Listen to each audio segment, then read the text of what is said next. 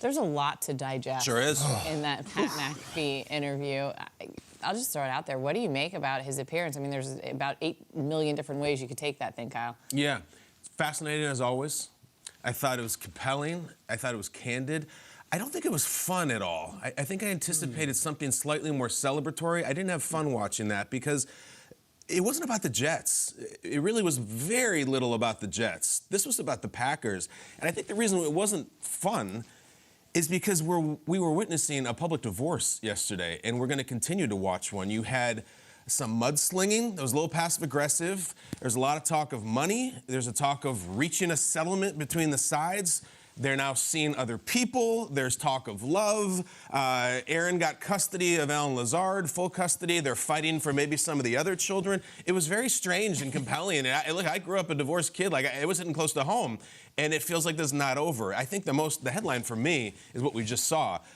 Went into the darkness, 90% retired. It's a wrap. After years and years and years, I'm hanging it up. I'm done.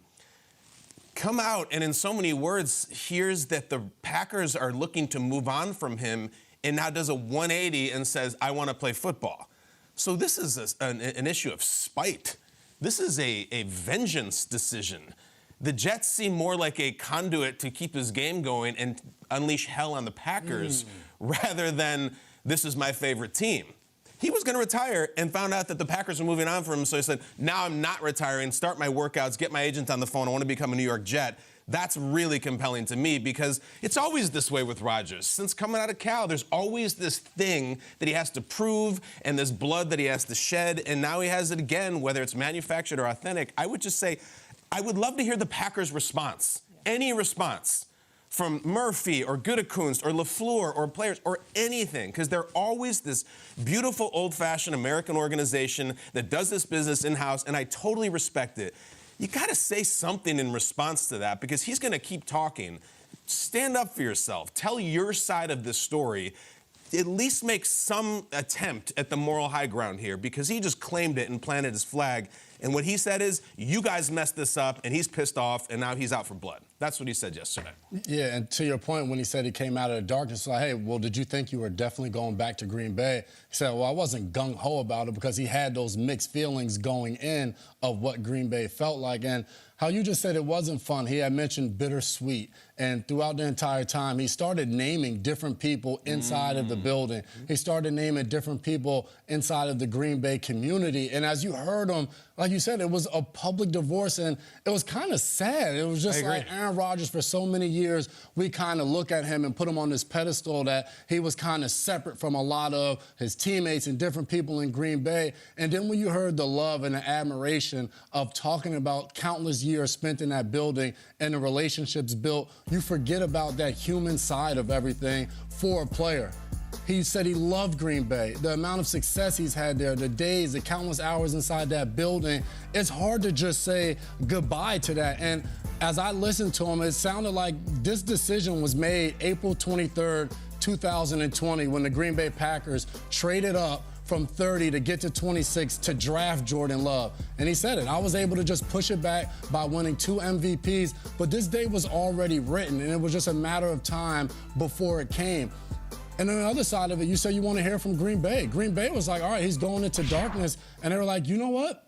We can't do another year of this. We have to make a decision that we feel is in the best interest of our organization, and that's to go to Jordan Love. And they made that decision, whether it was before the darkness retreat or during the darkness retreat, and they were like, we're not going back. But I'm excited for this version of Aaron Rodgers coming to New York City, to New Jersey, however you want to state it, and him coming in here, talking to the media every day. And what'd you say? Unleash hell? Like, who's not excited for that? Well, I do like the compliments he had for Jordan Love, as he mentioned that, because he's been the Jordan Love. Yeah, he's been this guy before, and he thinks he's going to play great. What I think, your analogy, Kyle, to this being a divorce, I mean, he went all the way back to 2005. It was almost like McAfee and A.J. Hawker sitting there, their own Wilson and Vince Vaughn, and they're mediating and wedding crashers, like, you know, how do we make this thing work? Let's go.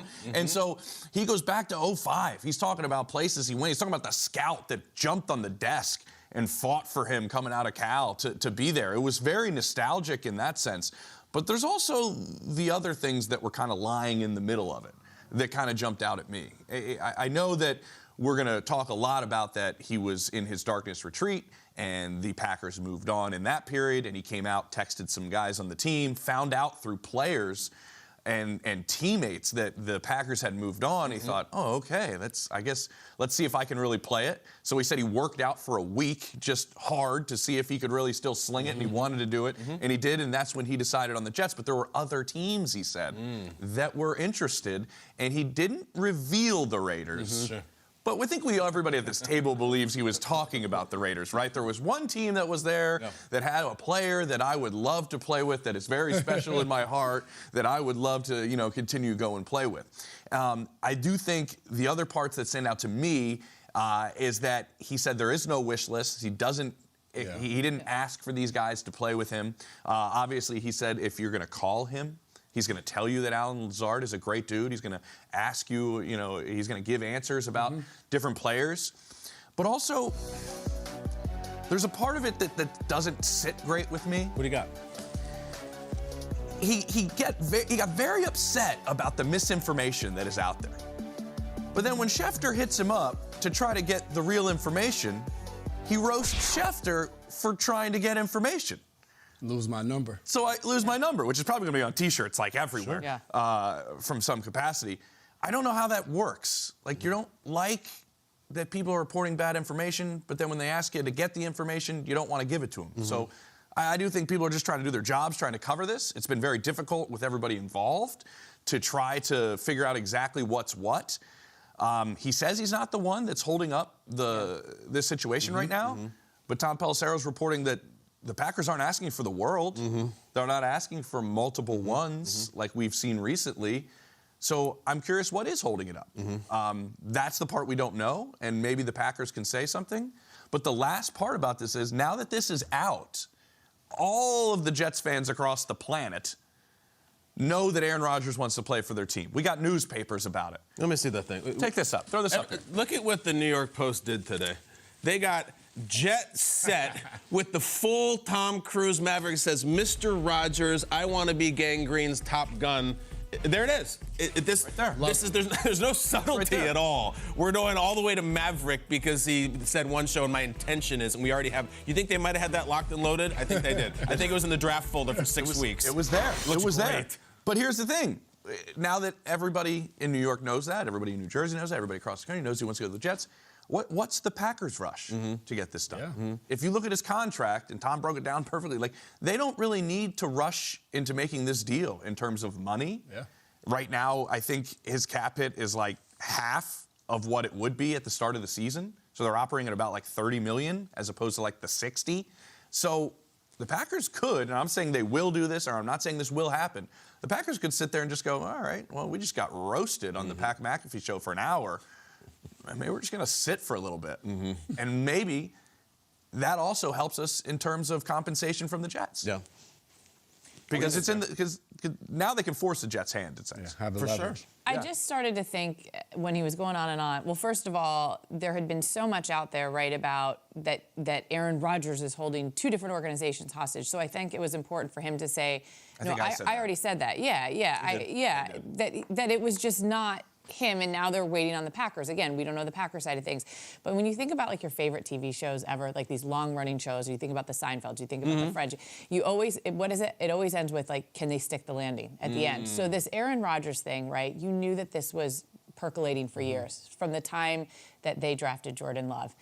The Brett Favre thing ended up being messy at the end. You sort of knew this was coming, and when you think about like, could you stick the landing? Is there a cleaner way that this could have ended and wrapped up? The series finale in Green Bay, and it just, we didn't stick the landing here, and it's still, we still haven't landed the plane here, right? When you talk about the jet set and the Top Gun, and so.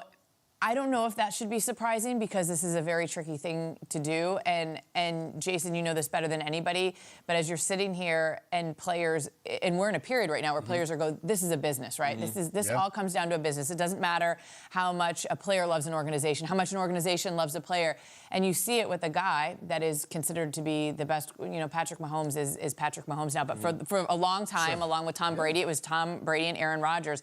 This is an MVP, this is Aaron Rodgers, and you you couldn't tie this thing up neater. And maybe that's not an indictment on the Packers. Maybe that's just, again, this is a business, and it's such a reminder that it doesn't matter who you are. So I know there was like some talk of, what do you think if you're a Packers player? I mean, it's just, to me, such a reminder that it doesn't matter who you are. It doesn't matter if you're #1 overall. It doesn't matter if you're an undrafted free agent that has just been beloved by some organization. It all comes down to being a business, but I definitely don't think that in any capacity anyone was able to stick this landing. It's terrible, seriously. You called it a divorce. Divorce is ugly. No matter how you slice it, it's just an ugly thing. It's not going to be fun to go over, and we saw that yesterday.